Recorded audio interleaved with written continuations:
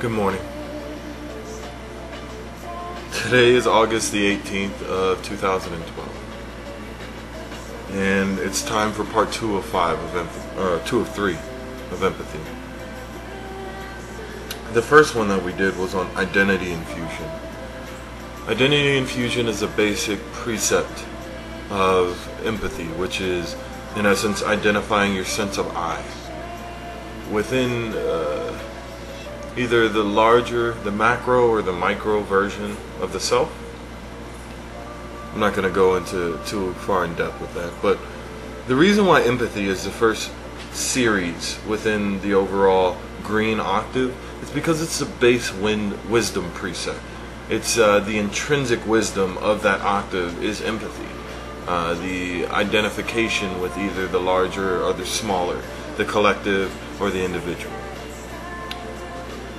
Part 2 of 5, the second portion of that is the heart-mind. I mentioned in the last one briefly that the heart does in fact have brain cells in it, and it is a center for processing information. I'd like to talk more in depth about that concept because it's the one that is really going to unlock all of the higher octaves for you. See, the heart exists in the middle chakra specifically because it is the mediator, the ambassador to both realms, both simultaneous versions of reality that you embody in any given instant. It's really what I've been trying to bring home in the previous octaves, is that what has been overlooked, especially by those who have gained a sort of a conscious perspective on reality, is the intrinsic nowness of choosing a physical vessel. See, what we are in this given moment is a collection of that which is dense and that which is less dense, that which is spiritual and that which is social. We are the combination of those in any given moment. To sort of cut yourself off from half of that would be akin to shutting one of your eyes, because both of them have relevant information with which the heart-mind processes. The heart-mind processes the spiritual or energetic information that comes from the universal connection of the spirit to all that is. It comes through the crown chakra and goes down through the one of the strands of the kundalini, and it is interpreted and processed through the heart, and that informs it of its own sort of rhythmic connection to the world around it. But the same information is sent up through the nowness of this intrinsic lifetime and gives you a sense of the relevance of the moment as you exist in it. One deals with the I of the moment, one deals with the we of the moment, but both are relevant to the interpretation of the whole. And that's what the ambassador does. It takes the information that your body is giving you, your density vessel, your nowness, your presence, your solidity, is giving through the experience that you're having, and it also interprets the information that the wholeness of you is giving. And from there it paints a picture, a rhythmic, harmonic picture of the entire significance of the now, significance of the present, significance of the moment. And then it gives you guidance or a feedback as to how you can interact within that given moment. This is what emotions do. This is what they're for. It's also why the heart intrinsically is neutral. Like, by its very nature, it has the neutrality of love, which means that it loves all equally. It loves all as itself, because empathy is a recognition that all is the self. To love it neutrally, to love it equally, is the precept of unconditional love. It's the precept of allowance of the density model to be that which they are, so that it can interpret the communication of that vessel. If I label something as bad, right, or good, then the communication that I get from that thing is tainted by my perspective of it. If I label my body or my drives or my desires, my hungers, my lusts, as intrinsically bad or less expansive, then no matter what the information that they're providing to me, I will always view it, I will always receive it through that filtered prejudice. The same thing is true of my spirit. If I label my spirit as the expansive, the answer, the guide, the truth, the way, the light, then the information that I receive from it will always be viewed through that filter.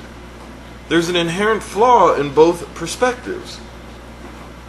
The body's communication is based on the wisdom of the reality that it exists in, its interpretation of its own experience, and that is outside of moralities.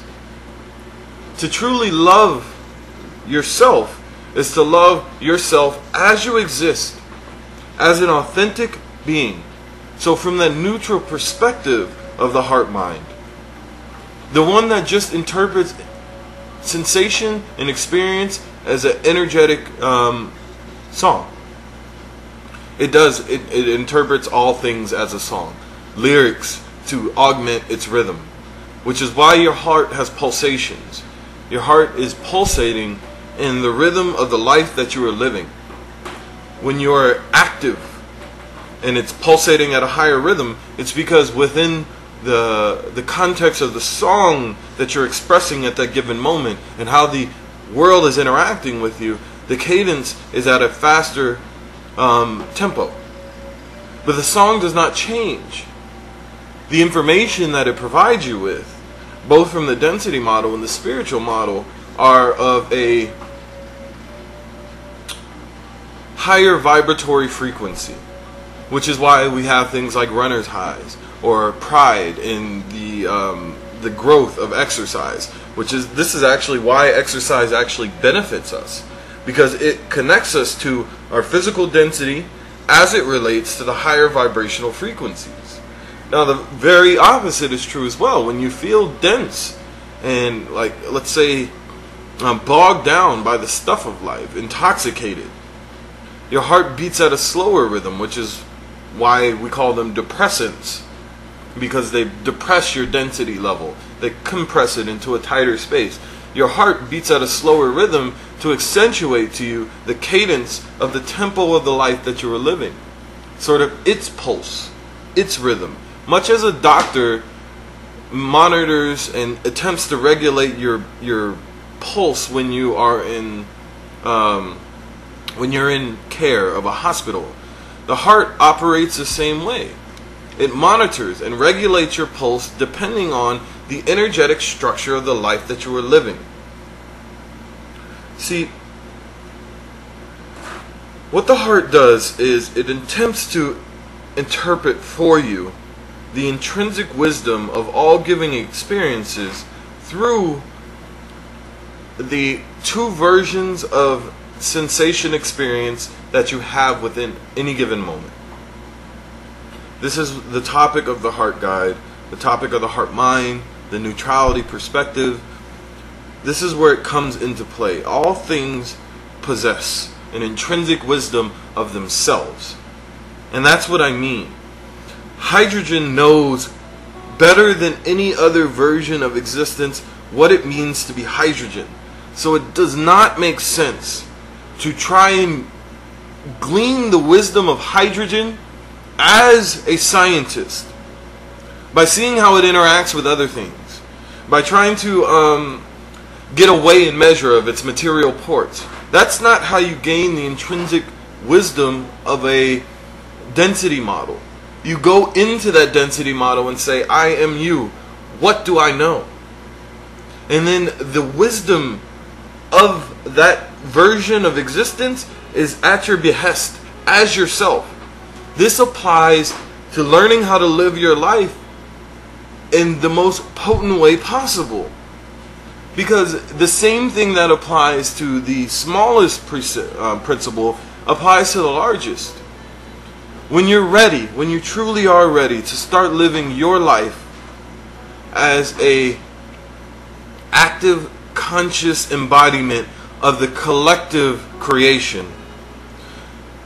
Accept yourself, allow yourself with empathy, with open arms, as you exist in all versions, both density and higher vibratory frequencies, and say, what wisdom do I intrinsically possess?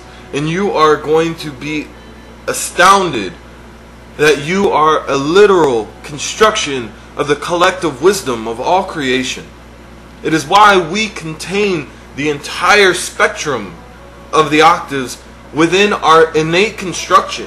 Why all of us have 7 chakras, 13 actually. Actually, it's more like a few thousand, but the main ones embody the base precepts of all of the wisdoms of creation.